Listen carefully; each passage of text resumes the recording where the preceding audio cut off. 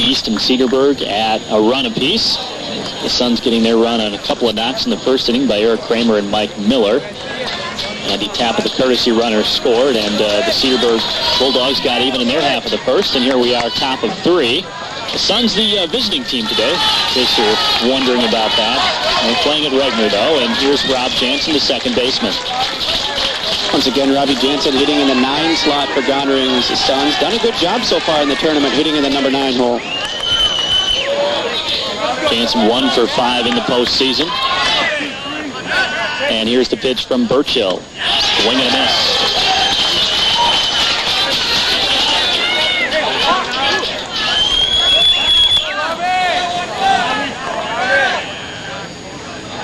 The 0-1.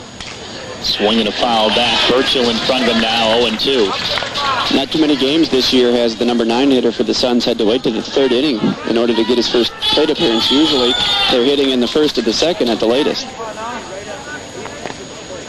0-2 the count on Jansen. The pitch. A little bit high, 1-2. Try to get him with the curveball there, did Josh Burchill, the Cedarburg starter. Left it high and inside, and good job of laying off the inside pitch by Rob. So 1-2 on Jansen. The pitch. Swing, and this one is lifted to shallow on the infield, actually, and the second baseman, Nick Nevsmo, grabs it for out number 1. The top fly in the infield that Nevsmo takes care of, and that'll bring up the leadoff man, Adam Rollinger.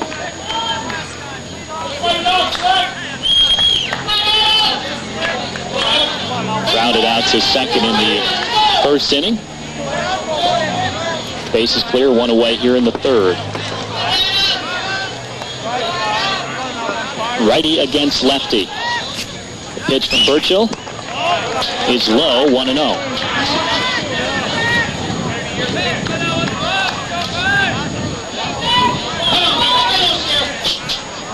The pitch, curveball, strike.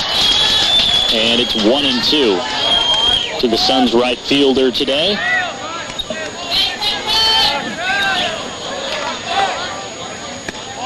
One stays outside.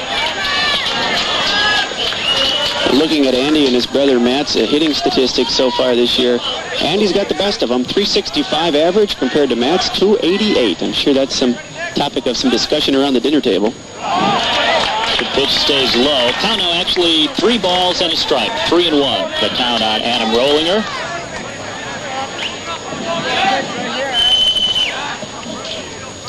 The pitch. A little bit low, and Rollinger draws a 1-out walk. And we'll see what the pitcher Kramer, followed by the 3rd baseman Mike Miller, can do here. 1 on, 1 out for the Suns. Took the early lead in the top of the 1st with that 1 run, but Cedarburg bounced back in the bottom, tied that game up. Kramer with a single to center in the first inning. Batting .480 this year. The pitch. Catches the outside corner. 0-1. And once again, as we mentioned, his .480 batting average, we have to mention his 48 hits, his 40 RBIs, his 9 home runs, and his 8 doubles.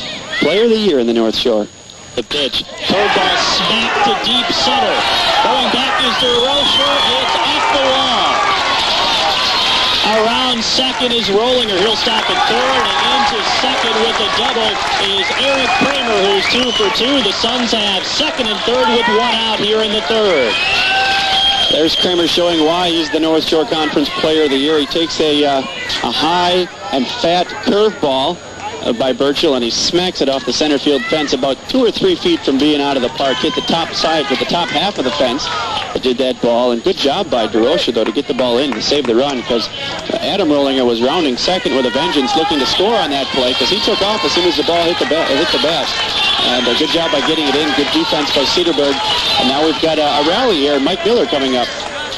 Also singled in the first, Andy Tappa will run for Kramer at second. So 2nd and 3rd with 1 away here in a tie game in the top of the 3rd. And Mike Miller will be awarded first base. Well, high score, when you have the intentional walk, you don't need to throw the 4 pitches. You can just send them down.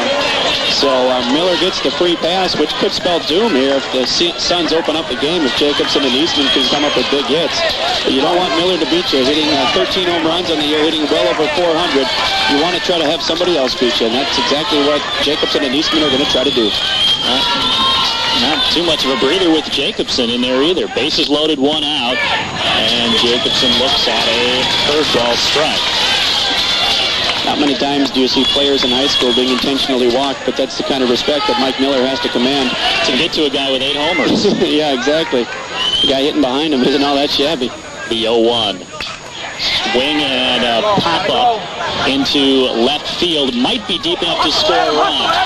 Makes the catch. The throw is wide of the mark, and the Suns play another. And into third base goes Andy Tapa as Rollinger scores the Suns' second run, and it's 2-1 West Band East on a sacrifice fly by Jim Jacobson. And just as I mentioned, the good defense by DeRocher getting that double back into the infield. Mental miscue there by the Bulldogs. The third baseman came to get the cutoff play. The third baseman, Hilkert, took the cutoff throw. Nobody was standing on third base. That allowed Tapa to go from second to third. So now we have first and third, 2 outs instead of first and second. And here's Eastman, the pitch, swatted to left, and Hadelback makes the play as it's hit right to him.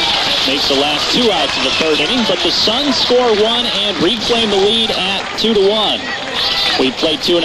It's 2-1 West Bend East. You're listening to Playoff Baseball on WBKV.